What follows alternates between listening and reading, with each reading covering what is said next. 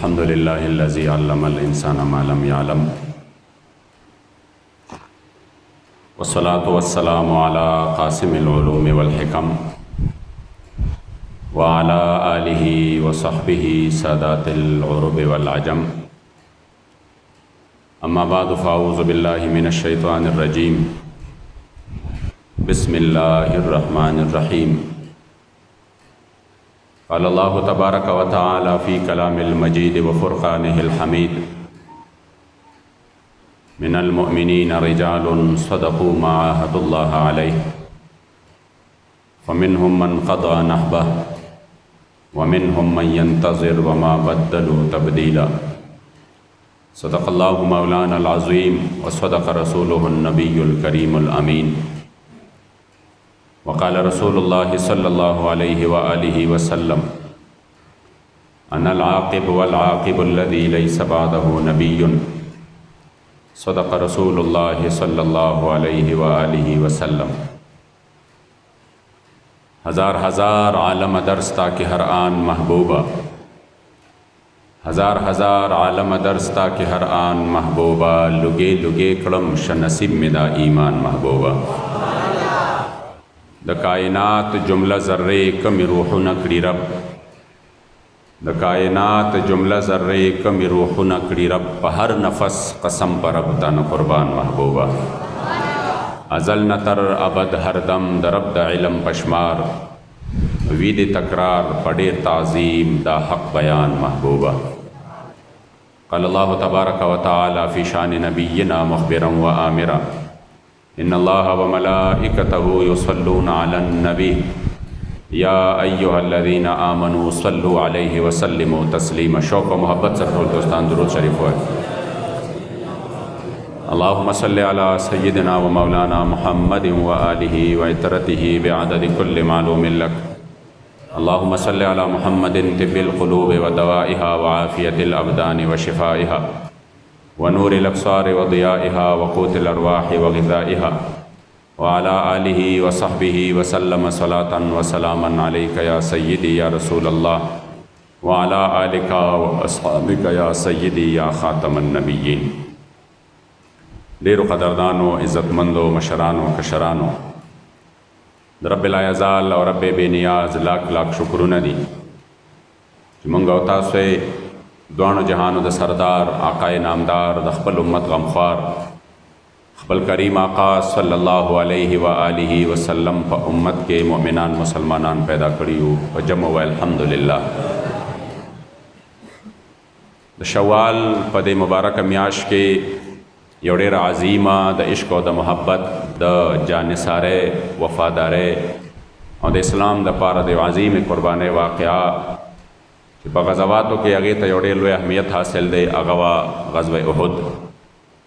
न बदर न पस कला कुफ़ार योड़ेर लोए नुकसान बिया मुंद और दीना अविया कसा ददी सरदारान और ददी मशरान चिदिन दा ओवजल शू दागे न पस कला ददी द स्वग व द गम और द मातम सूरत तेरे शवे चून के अरबों के बासिम ची यौ सड़े मरशो न दागा द बदल द पारा ब फसल गौ कलुनु बांधे सिलसिला जारी वा द जंग व जदाल न दाखे बिया मशरान मरशव्यू और कसीर तादाद के मरशव्यू न आगे ढेर सख्त परेशान हो द बदले द पारा। अब या पदी की अवाम तासुर दाओ चिदी बवे ची तरसो पुर मुंग द ख़पल मड़ो बदल नहीं अगस्ते नवी दद दा रूह च गंदे द अल्लाह ते वही और दा बेकरार आई और चकले बदल वाखलू न दे पर आराम बांदिशी नदाबाज इकरामा उस सफ़वान और दा मशरान रागुनशो और दीवे चेरा टोल रागलल हज़रत सैयदना अबू सुफियान रदी अल्लाह ताला अन्हु मुबारक ला चूँकि दल ईमान पाक वक्त नौ रावड़े दल रागलल और दते हुई च गोरा जंग च शवे साबिक़ा यानी द बदर जंग च शवे आगम स्ताद वजना स्ताद काफ़िले द हिफाजत द पारा मुंगरा वतू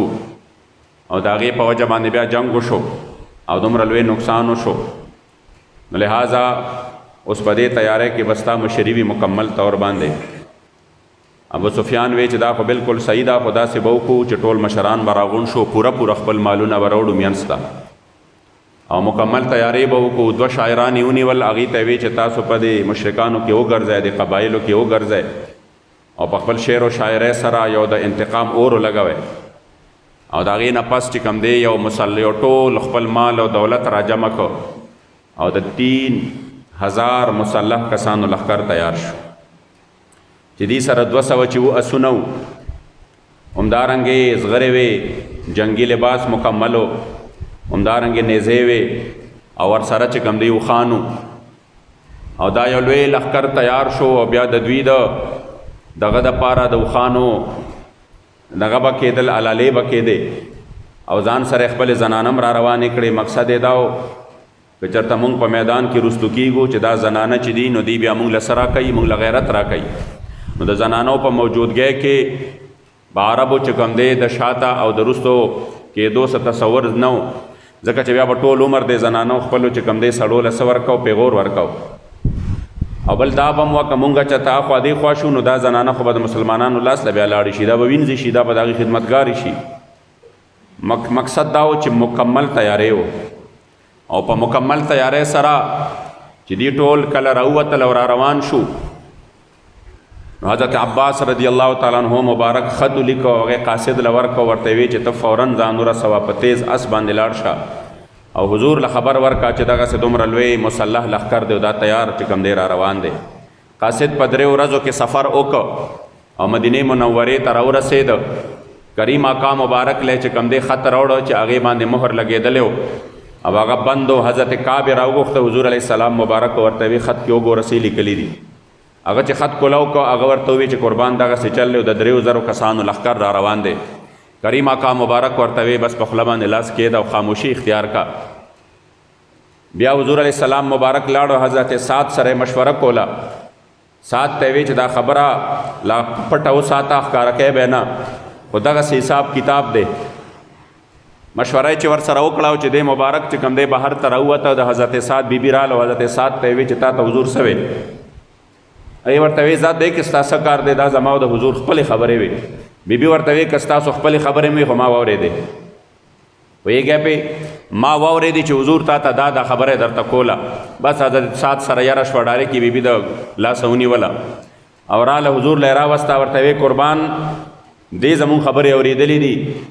هسې نه که دا خبره لیک شوه یعنې دا بهر ته لاړه نو دا به زما وجه نه وي،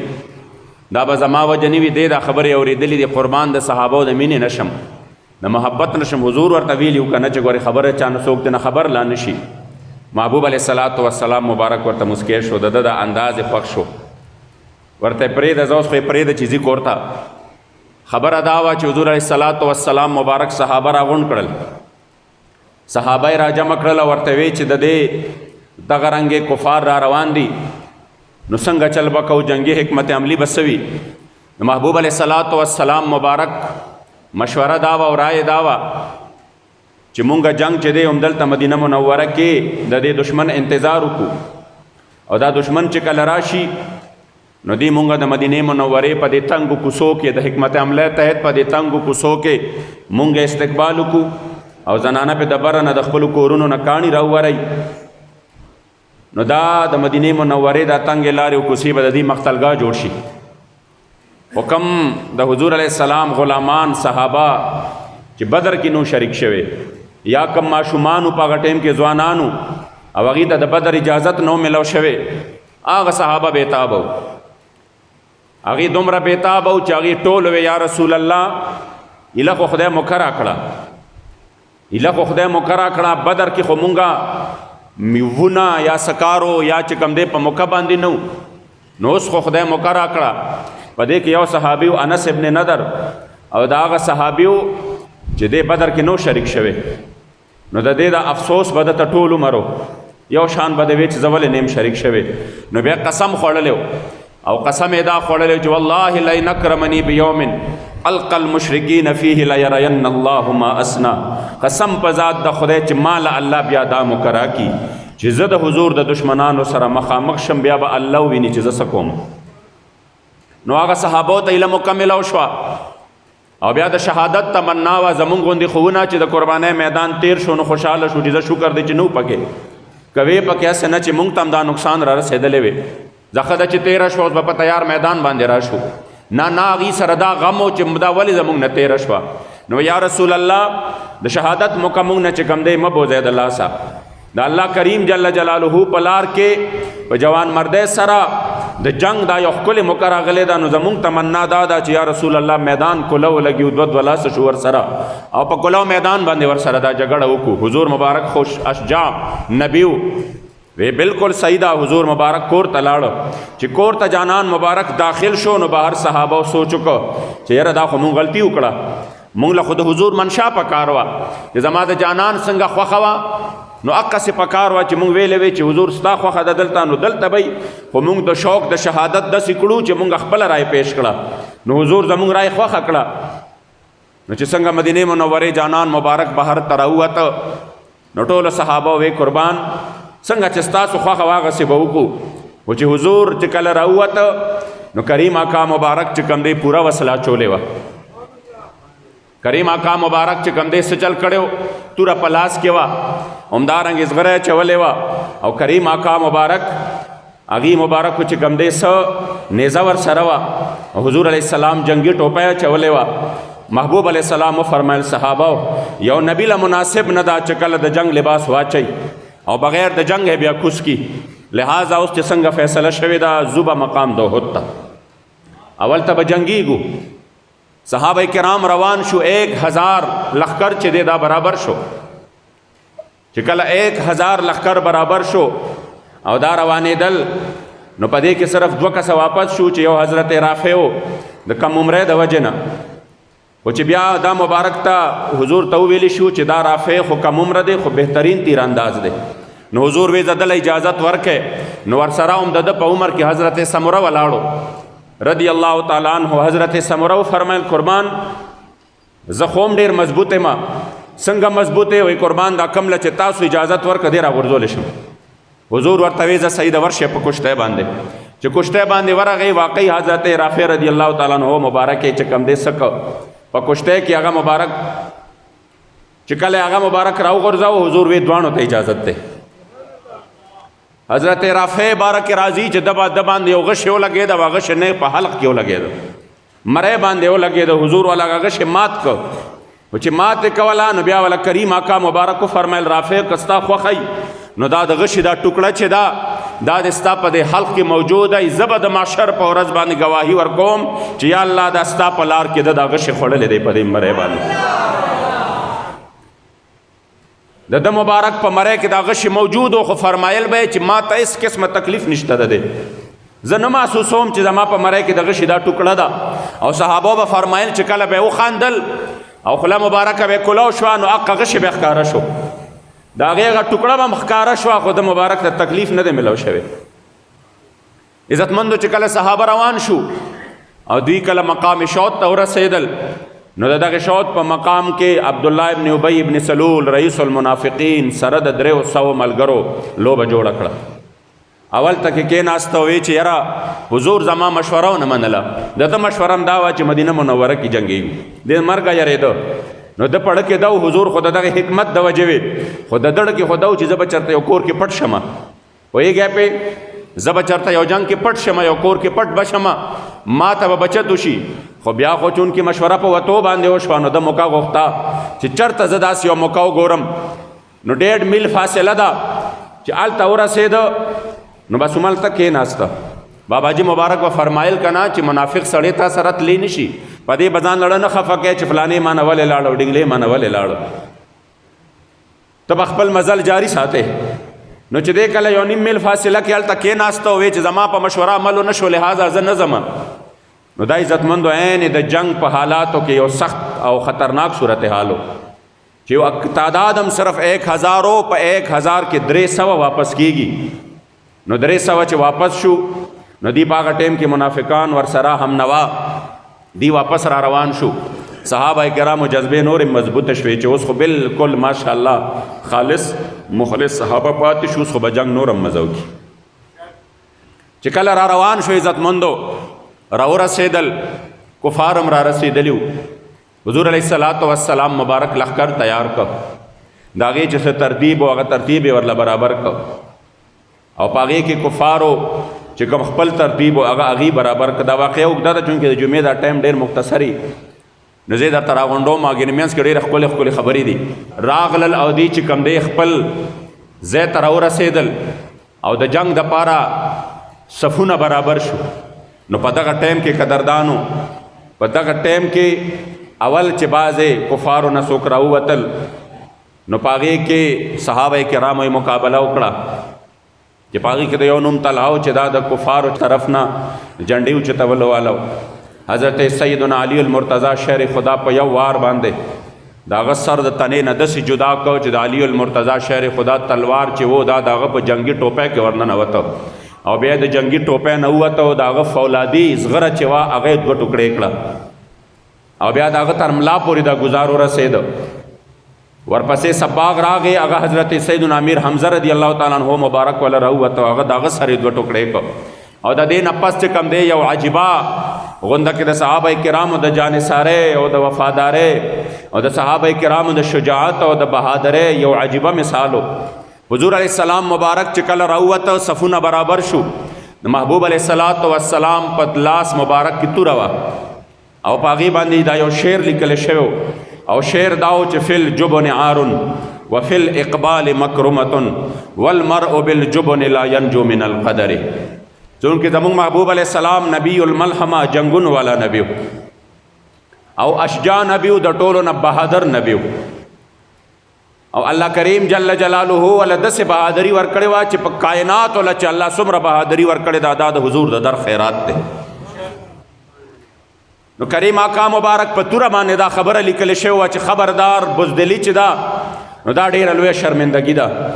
او که څوک په دې وجه باندې د اسلام نه رستو کېږي چې ما ته به تکلیف او نقصان ملو شي نو دا تقدیر داسې دی چې دا نقصان دته په کور کې ملاوېدی شي.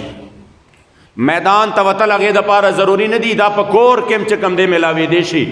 مرګ نه که یریږي نو مرګ په خپل کور کې هم راځي خو چې د الله په لار کې انسان لا د حضور د دین دپاره او د الهی کلمت الله دپاره مرګ راشي نو د هغې مرګ مزه بیا جدا ده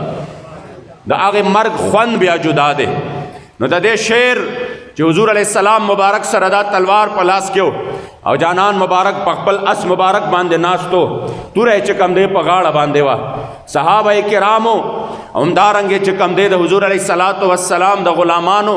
زما د محبوب علیه السلام د هغې په غاړو کې به تورې وې د هغې په غاړه کې به میلونه نه وو د هغې په غاړه کې به تسبیح نه وې د هغې په غاړه کې به نور شی نه د هغې په غاړه کې به تورې وې تورې او په لاسونو کې به هم چې کوم دی څه وې تورې وې کمانونه به یې اچولي زغرې به ورسره وې. نن عزتمندو خلک څه کوي چې په خپله په لاس کې طاقت نشته یا د اغیارو الیکار جوړ شي د تورې نه انکار نه چې نه دا د قلم وخت دی نو د قلم خپل اهمیت دی خو ته قلم د تورې مقابل کې ولې راولې ته قلم چې کوم دی د جهاد مقابله کې ولې راولې ته عزتمندو د اسلام د جهاد فلسفه د هغه فلسفه د عدم تشدد چې کوم دی په مقابله کې ولې راولې اسلام خو راغلی په تلوار باندې دی اسلام خو راغلی چې کوم دی د جهاد په زور باندې دی او که څوک دا وایي چې صرف په اخلاقو باندې دی د اسلام د تاریخ نه خبره دی. بابا جی مبارک به فرمایل اسلام په اخلاقو هم پیلاو دی اسلام په تلوار باندې هم پیلاو دی. د اسلام بچو به چې کوم دی دا پیغام لیږو او پیغام بداو چې اسلام کې داخل شه د خپل وخت سوپر پاور ته به وي د خپل وخت لوی طاقت چې به ځان ته وي هغې ته به وي چې اسلام کې داخل شه او که اسلام کې داخل نشه فاتوا الجزیة عن ید وانتم صاغرون وان ابیتم فان معنا قوما يحبون الموت كما يحب العاجم الخمر. فرمایل به اسلام کې داخل شه خالد ابن ولید د خپل وخت طاقتونو ته خط لیکي ورته فرمای اسلام کې داخل شه که نه داخلېږې جزیه او ټیکس ورکوې که ټیکس هم نه ورکوې نو خبردار دا ورته نه وایي چې موږ به د 12 نه 12:30 پورې په نور باندې ودرېږو احتجاج به وکړو دا ورته نه وایي چې خبردار ګورې موږ به کال پس بیا چې کوم دی د خپل مسلمانانو دپاره یو ګانه ریلیز کړو دا ورته نه وایي چې موږ به د لاسونو زنځیر جوړ کړو هغه سره به اظهار یکجهتي وکړو دا هم ورته نه وایي چې موږ به د اقوام متحده مذاکراتو له ورشو او بیا به د قراردادونو چې کوم دی جړا جاړو چې نه دا خو قراردادونه پیش شوي دي په هغې باندې عمل وکړئ نه ورته فرمایي فان معنا قوما يحب تحبون الموت کما یحب العاجم الخمر ورته فرمایي چې بیا هم نه سمیږئ نو خبردار مونږ سره زمونږ د جانان هغه غلامان د اسلام هغه بچي موجود دي چې دومره مینه تاسو د شرابو د څښلو سره نه کوئ لکه کومه مینه چې مونږ د حضور په دین باندې د حضور د دین دپاره د خپل سر د کټ کولو سره کوو.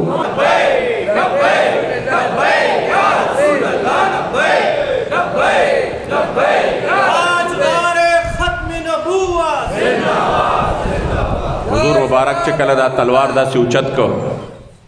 وی فرمایل چې د دې تلوار حق به څوک ادا کړي د دې حق به څوک ادا کړي چې سیدنا ابو دجانه را مخکې شو یا رسول الله یا رسول الله د دې حق وزا ادا کړم یا رسول الله د دې حق څه دی د دې حق دا دی چې دې باندې دشمن سره دومره وجنګېږي چې دا په هغې کې څه شي دا په هغې کې کږه شي. حضرت ابو دجانه چې کله د حضور دا تلوار راواغسته نو د ډېر فخر نه حضور ورله ورکړه تلوار چې توره وله حضور ورکړه نو ډېر فخر نه د حضور په وړاندې داسې داسې روان شو. حضور مبارکو فرمایل وی دا چال عام طور باندې متکبرانه دی عام حالاتو کې ښه نه دی خو په دې حال کې الله ته ډېر خوښ دی. حضور په وړاندې روان شو په دې حال کې د ده دا چال الله پاک ته ډېر خوښ دی. ځکه قدردانو باباجي مبارک به فرمایل کنه وي مونږ چې د لاسونه داسې داسې کوو نو مونږ د کفارو ته ښایو مونږ د کفارو ته ښایو چې دا مونږ پسې چې کم دی د هغې غلامانو ته چې یاد ساتئ 1400 کاله پس هم د حضور غلامان د حضور د قدم د خاورو نه خپلو ځانونو قربانولو ته تیار ناست دي. وایي دا چال هغه دی چې دا الله ته ډېر خوښ دی. عزتمندو د هغې نه پس چې کله جنگ شروع شو صحابه کرامو ته الله پاک یو عظیم فتح یو عجیبه جانثاري وه عجیبه شجاعت و عجیبه بهادري وه. و عزتمندو په دغه ټیم کې چې د یو طرف نه ناڅاپه یو آواز راغی او هغه آواز دا و حضرت سیدنا امیر حمزه رضی الله تعالی عنہ مبارک په دغه جنگ کې شهید شوی دی چې دا د حضور علیه السلام مبارک خوږ ترو او دته لقب د سید الشهدا ملو دی او دته لقب د اسد الله و اسد رسوله ملو دی. دا د الله او د هغه د رسول زمری دی. هغه امیر حمزه رضی الله تعالی عنہ مبارک چې وحشي ابن حرب چې کوم دی د لرې نه په نیزه باندې وویشته او هغه نیزه مو د دې مبارکو د نوم سره ولګېده او د هغې په وجه باندې دې مبارک په شهادت باندې ورسېدل. خو بیا هم د صحابه کرامو جذبه په ځای باندې وه. حضور علیه السلام مبارک چې کوم جبل الرمات باندې صحابه مقرر کړي چې تاسو به د دې غره نه راکوزېږئ نه که مونږ له الله فتح راکړي بیا به هم تا حکم ثاني نه راځئ. خو بعضې صحابه داسې وو چې هغې دلته کې چې کوم دی یو خپل رای استعمال کړه هغه دا چې هغې چې کله صحابو ته الله پاک فتح ورکړه او کفار چې دي دا په زغل باندې شو او مسلمانانو یو بل له مبارکۍ ورکړې نو هغې وی بس جهاد چې کوم دی میدان خو فتح شو نو مونږ خو چې دلته ولاړو دا کفار خو تښتېدل مونږ خو دفاع دپاره ولاړو کفار خو لاړل لہذا مونږ به راکوشو مسلمانانو سره به دا د فتح جشن مناو کو او د مال غنیمت به راجمع کو. څو صحابه چې هغې وې نه ګورې خبردار حضور مبارک چې کوم دی مونږ دلته کې ودرولي یو چې تر څو حضور نه ویلې نو هغې وی جنګ خوش شو خبره ختمه شوه چې هغې لاړل کفار بیا د شا طرف نه راغلل او ما هغه دره باندې راغلل چې کومه دره صحابو پرېښې وه نو چې د هغې نه راغلل نو د صحابو مخکې او د صحابو شاته دواړو طرفه ته کفار راجمع شو او بیا دا پته نه لګېده چې د کوم طرفه ګزار شروع دی په چا باندې شروع دی. زه خپل ملګرې وهمه که پردی وهمه زما غشې کوم طرف ته ځي دوړې وې او په هغې کې چې کوم دی لښکر کې افراتفري راغله خو مګر بیا هم قدردانو د دې افراتفرۍ په وخت کې هم د صحابو قدمونه چې وو نو دا په میدان باندې وو ځکه هغې د مرګ دپاره جنګېدل او بیا هم حالات صحیح وو اگر چې صحابه زخمیان کېدل اگر چې تکلیف هو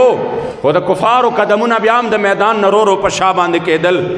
چې ناڅاپه یو ډېر دردېدلی اواز یو ډېر جانکا اواز چې په هغې باندې د صحابهو زړونه بهر ته راووتل او په هغې باندې د صحابهو حوصلې چې وې نو دا داسې شوې چې بلکل هغې اواز سره د هغې د لاسونو نه تورې په ځمکه باندې پرېوتې او هغه جانکا اواز دا و چې الا ان محمدن قد قتله چې یو طرف آواز راغی چې خبردار حضور وصال شو حضور دنیا نه لاړ. نو کمې جانثارۍ او کمې وفادارۍ چې د صحابه کرامو د کمې هستۍ دپاره وې او چې وبه جنګېدل او د چا په چهره مبارک باندې به یو تبسم راغی او یو ښکلی اثر راغی چې د صحابو په ژوند کې هغوی ووایي چې زمونږ د ژوند کې حضور ته دشمن ورسېده او حضور ته تکلیف ورسېده، نو بس په دغې آواز باندې د صحابه کرامو یو عجیبه کیفیت جوړ شو. حضرت عمر فاروق غوندې صحابي چې کوم دی د غره سره داسې ډډه وواله، د لاسو نه یې توره لاندې پرېوته، حیران ودرېده. ډېر صحابه داسې وو چې هغوی بلکل د خپل ځان نه بې پروا شو، بس کفار چې کوم طرفه راتلل شهیدان کولې. ډېر صحابه داسې وو چې هغوی په دې غم کې وو چې خدای پاکه چې دا زمونږ حضور دنیا نه لاړه نو مونږ به څه کوو په دنیا، نو هغوی د خپل ځان نه بې پروا شو. په دې کې انس ابن نضر مو چې داسې راتېرېده په عمر فاروق باندې، ورته ویې څنګه چل څه کوې؟ هغه ورته ویې چې حضور علیه السلام مبارک لاړه دنیا نه. انس ابن نضر ورته ویې چې حضور دنیا نه لاړو نو بیا مونږ دنیا کې څه کوو؟ نو توره یې راواغسته او بلکل بغیر د ځان د حفاظت نه د لښکر په منځ کې ورداخل شو. نو دا بیا هغه صحابي و چې د وجود دومره ټوکړې ټوکړې شوی و چې د ټول وجود قیمه شوی و. دی بیا چا پیژنده نه، خپلې خور د دې ګوتو نه پیژندلی دی.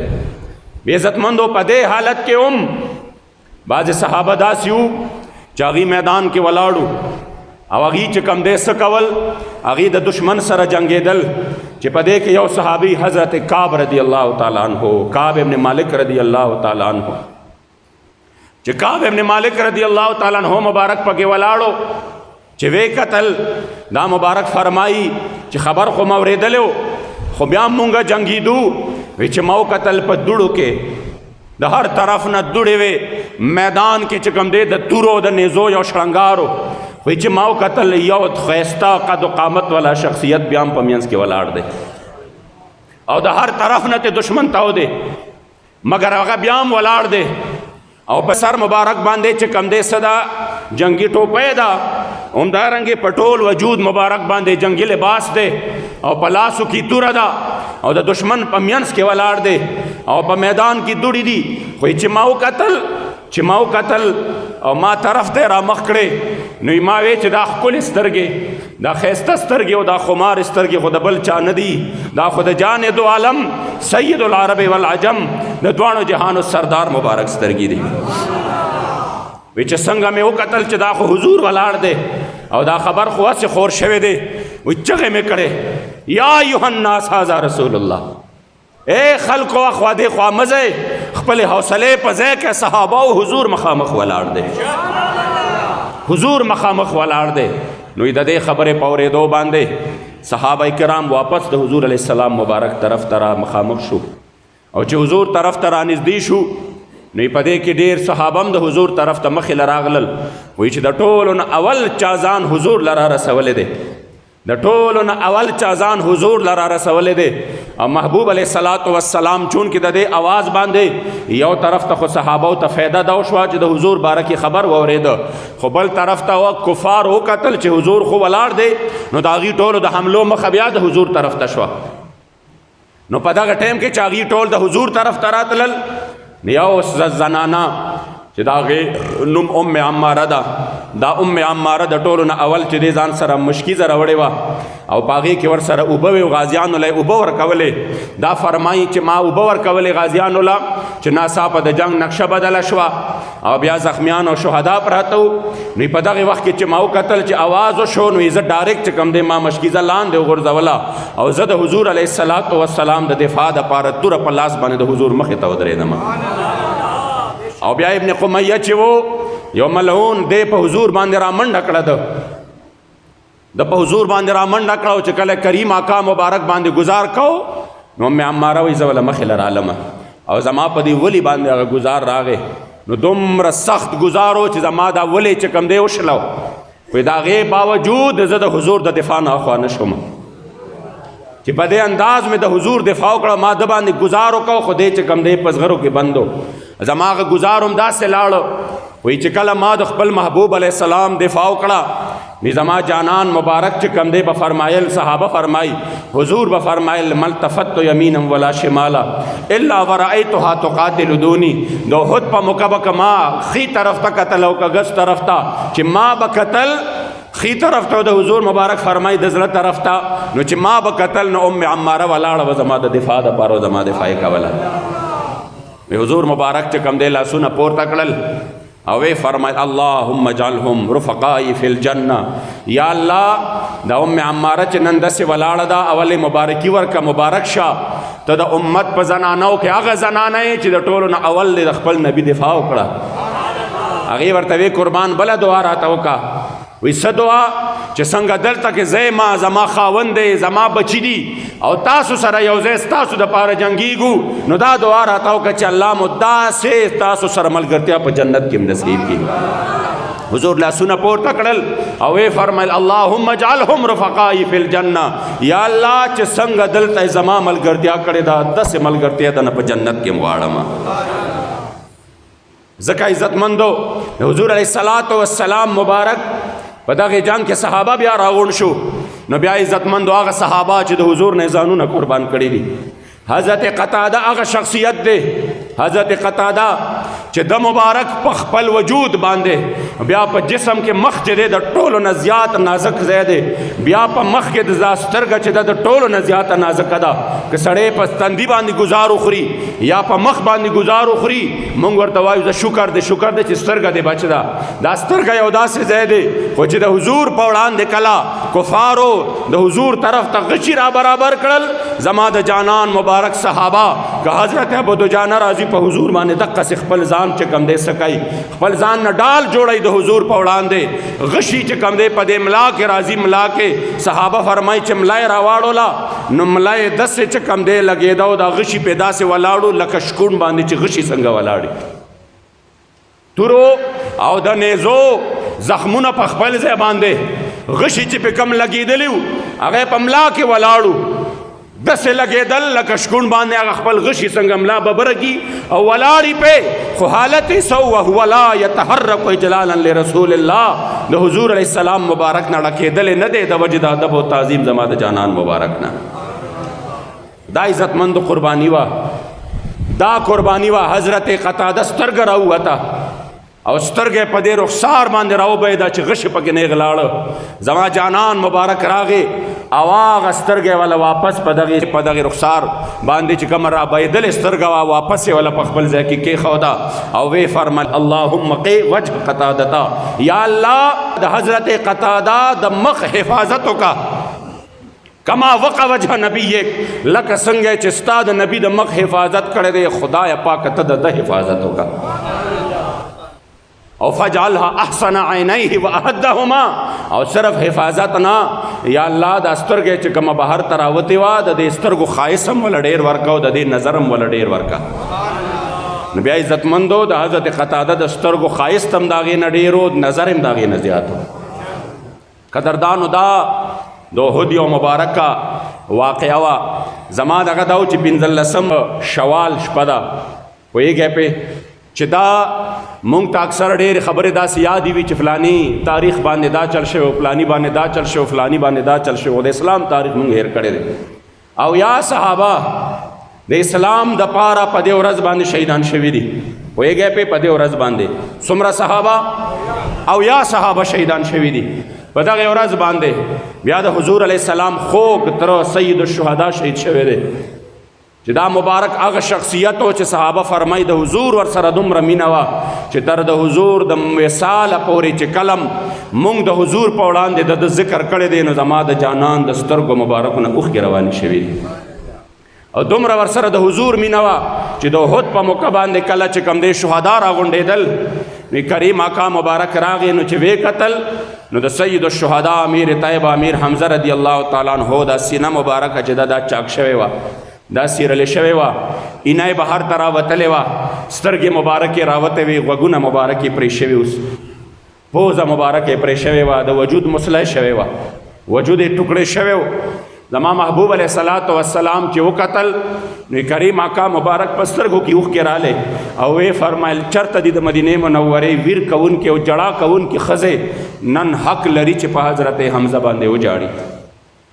نن داسې یو ځوان د دنیا نه تللی دی چې په هغه باندې وجاړي او بیا یې فرمایل چې ای حمزه که ما سره دا یره نه وی چې زما امت به مړي خښول پرېږدي ته به ما نه وې خښ کړی چې زما امت تر قیامته پورې لیدلی وی چې د حضور خوږ تره د دې دین دپاره خپل وجود څو ټوکړی کړی. بیا عزتمندو غسیل الملائکہ حضرت حنزلہ بن عامر آغا صحابی چې صحابه فرمایل قربان مونږ چې دا شهدا لیدل په دې شهداو کې حنزله پروتو اوسی وینو جسم غیب دی چې کفار یو لکه څنګه زما جانان مبارک ورته فرمایل نه حنزله کفار نه دی وړي حضور مبارک فرمایل حنزله ملائکه اوچت کړي دي او هغه لګیا دي د سپینو زرو لوخي ور سره دي او حنزله له غسل ور کوي ځکه چې د پرون وعده کړی دی پرونه وعده کړی دی او بیګاش پای چې کم دی صرف د وعده تیر کړی دا او نن چې دی راغلی دی زما چې کم دی د احد ندای اورېدلې دا چې حضور سره د شاکان احد طرف ته روان دی تو شوق په شهادت کې ته غسل هیر شوی دی دا الله ملائکه لګیا دي نن غسیل الملائکه حضرت حنزله له غسل ور کوي عزتمندو مونږ نه دا تاریخ هیر دی مونږ د تاریخ چې کم دی د سیاد دی نصابونه را تخپلو بچول هم د سرا وستل چې د دې فساق او فجار او ابن اهلو داغي چې کم دی سکی داغي تاریخونه په مونږ باندې یادای حالان کې امت لدا تاریخونه پکارو چې راشد اسلام د پارا زما د محبوب علی السلام د غاخ مبارک نه یو ټوکړه جدا شوی دا زما د محبوب علی السلام جسم مبارک په وینو باندې له لهان شوی دی په دې ورځ باندې محبوب علی السلام په خيستا او نورانی او مبارک چهره مبارکه کې د جنگي ټوپه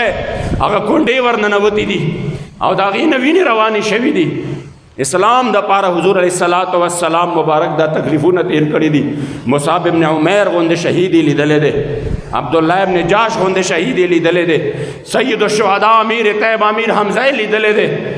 مگر یاد ساته عزتمندو د اسلام د پاره د میدان نسوک رستو شوی ندی بیا د دومره سختو نه پس الله د اسلام رڼاګانې راوستي دي نن پټول دنیا کې هغه اسلام غریب الوطن دی نن پټول دنیا کې هغه نظام له سوګاړه نه ورکي هغه نظام د پاره سو قدرېږي نه دا وطن چې پنځاو یا کال اوشو د اسلام په نوم باندې آزاد شوی دی خو افسوس دا دی چې د دې په یو فټ ځای باندې اسلام نافذ نه دی ویګه دی باندې په یو فټ ځای باندې اسلام نافذ نه دی بلکې شب و روز د اسلام په قانون پورې ټوکی کېږي اسلام پسند ہوتا انتہا پسند ویلی کېږي اسلام پسند ہوتا دہشتگرد او غداران ویلی کېږي نظام چې دی ټول د مغرب نظام دی مخکې صرف داغي غلامانو اوس داغي د غلامانو غلامان یو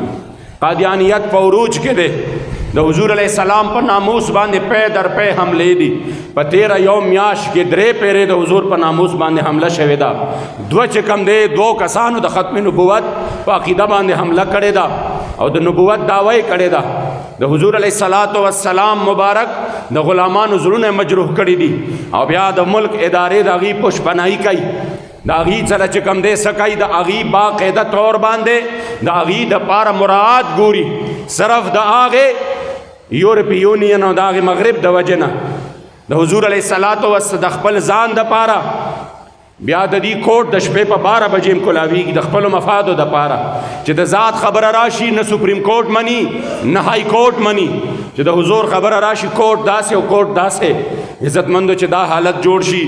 نو په دې حالت کې زمون فرض جوړيږي که نور سو کو دريږي او که نو دريږي چې مونږ خدا وایو چې د اسلام د خاطر الله مونږ لډې عزت را کړې دي مشر له مور کړې دي او کشر له مور کړې دي او همدارنګه چې کم دی الله کریم مونږ له په دنیا هم را کړې دي د عزت او د عزت د اسلام د خاطر په قبر کې مرا کوي او دا په ورځ د محشر باندې مرا کوي په ایمان چې مونږ له په قبر کې د اسلام د خاطر کوم عزت ملاويږي دا خو په پته په قبر کې لګي چې کوم عزت په ورځ د محشر باندې ملاويږي دا خو په الته پته لګي چې په کوم ورځ باندې کافر داسې د الله سونه مروړي او داسې د الله سونه مروړي او وی یا لیتنی کنت ترابا هاي کاش چې انسان نه پیدا خورې وي هاي کاش چې انسان نه پیدا خورې وي خورې پیدا شوی انسان نه پیدا پاغه ورځ باندې مسلمانان د اسلام د خاطره د حضور د دین د خاطره پاغه ورځ بد الله په نعمتونو باندې سروي نو راځي قدردانو چې نن را سره دا وخت شته چې د اسلام د پاره په نره باندې دا سودا وکړو بابا جی فرمایي وکړه سودا په زړه او روح نن په بازار د مینې سبا بنوي دا سودا کوم سودا چې د نن اسلام د پاره نن میدان کې ودرېدو نو درنګ سات لسترګي پټیدون کې دی بیا را تدا مکنه ولاویږي پته نشته چې بیا به څه حالت وي راځي چې نن په جمع باندې د دې نظام د پاره کوششونه کو اسلام د منځ روزه زکات او حج نوم نه دی که صرف د دې نوم وی بیا به صحابو په میدانونو کې ځانونه نه ټوکړې کول، بیا به سیدنا امام حسین کربلا له نه ته مونږ خو هغه ته اجازت و که نه کولی شو. تا خو عزتمندو مونږ د سازش شکار شو چې مونږ وایو نه د ملا کار به هم صرف دا داسې مسایلو سره دی به د نظام خبره نه کوي. نو هغې چې را باندې نظام داسې خلکو راوسته چې هغې له په لیکلو سوره اخلاص هم نه ورځي، نو بیا به د ملک دا حالت وي لکه کوم چې شروع دی چې توهین عدالت وشي سو موټو شته، خو چې توهین رسالت وشي سو موټو نشته. د یو اف آی آر دپاره به هم درنې ورکوي